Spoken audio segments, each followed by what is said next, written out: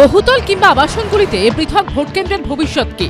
এই প্রশ্নের উত্তর এখনো স্পষ্ট না হলেও এ বিষয়ে জেলা নির্বাচনী আধিকারিক অর্থাৎ জেলা শাসকদের রিপোর্টে চূড়ান্ত অসন্তোষ প্রকাশ করলো নির্বাচন কমিশন। এই নিয়ে কার্যত তাদের সতর্ক করল কমিশন। বহুতলগুলিতে ভোটের বুথ করা যায় কিনা তা নিয়ে জেলা নির্বাচনী আধিকারিকদের নতুন করে সমীক্ষা করার নির্দেশ দিল নির্বাচন কমিশন। বলা হলো 250টি বাড়ি কিংবা 500 জন ভোটার রয়েছেন এমন বহুতল, হাউসিং সোসাইটি, কলোনি, বস্তি এলাকায় সমীক্ষা করে প্রস্তাবিত ভোট কেন্দ্রের তালিকা জমা দিতে হবে। এই কাজ শেষ করতে হবে 31শে ডিসেম্বরের মধ্যে। এবারই প্রথম রাজ্যের বহুতলগুলিতে ভোট কেন্দ্র তৈরির সিদ্ধান্ত নিয়েছিল নির্বাচন কমিশন। এই নিয়ে জেলা নির্বাচনী আধিকারিকদের থেকে রিপোর্ট চাওয়া হয়েছিল, কিন্তু দেখা যায় শুধুমাত্র দক্ষিণ কলকাতার 2টি বহুতল ছাড়া রাজ্যের আর কোনো জায়গার বহুতলের নাম রিপোর্টে নেই। প্রচুর আবাসিক রয়েছেন এবং তার মধ্যে এখানে কিন্তু বেশিরভাগই বয়স্ক, এবং আমরা প্রতিবারই দেখি অনেকে না যেতে চায় না, মানে যেতে পারে না, লাইনে দাঁড়াতে হবে, এত ভিড় হবে, সেটা একটা বড় ইস্যু। নিরাপত্তা তো অবশ্যই আছে, কারণ আমরা অনেকেই আমরা যেতে চাই না, ওই একটা নিরাপত্তার তো একটা ভয় তো একটা থাকে। এটা যদি সত্যি সত্যি হোক, এটা আমরা কিন্তু সকলেই চাইছি। এই আবহেই জাতীয় নির্বাচন কমিশনের তরফে রাজ্যের মুখ্য নির্বাচনী আধিকারিককে দেওয়া চিঠিতে পরিষ্কার বলা হয়েছে বিষয়টি খুবই গুরুতর। আইন অনুযায়ী জেলা নির্বাচনী আধিকারিক বা ডিইওরা কমিশনের নির্দেশ মানতে বাধ্য। চিঠিতে এও বলা হয়েছে প্রয়োজনীয় জায়গায় বুথ না হলে তার দায় ডিইওদের নিতে হবে।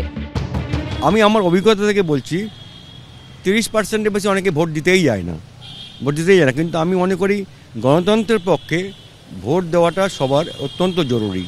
যত সংখ্যক বেশি লোক ভোট দেবে ততটা গণতন্ত্রের পক্ষে মঙ্গল।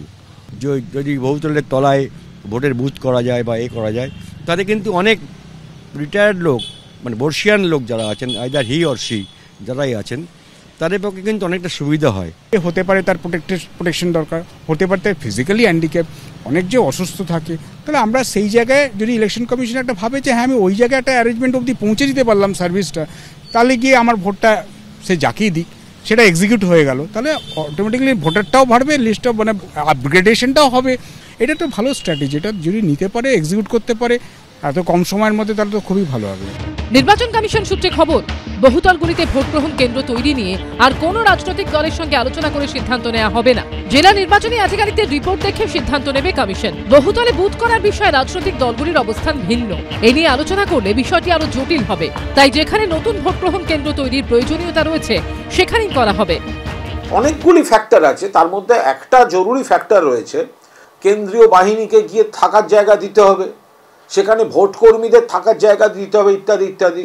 এই আবাসন তারা বিষয়টা খতিয়ে দেখে বলেছেন যে ভোটের আগের থেকে ভোট তারপরের দিন আমরা কিভাবে জায়গা দেবো, ফলে এই ধরনের আনুষঙ্গিক অনেকগুলি সমস্যা বেরিয়েছে, তার থেকেই বিষয়টা আবার সরে গিয়েছে।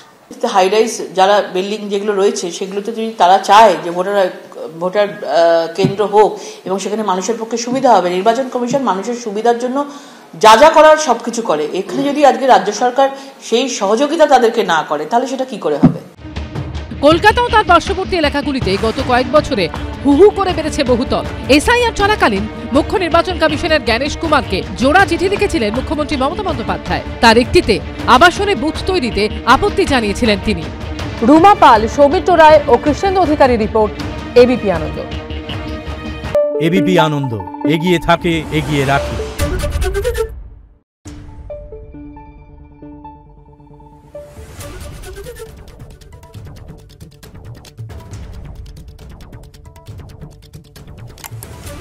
Thank you.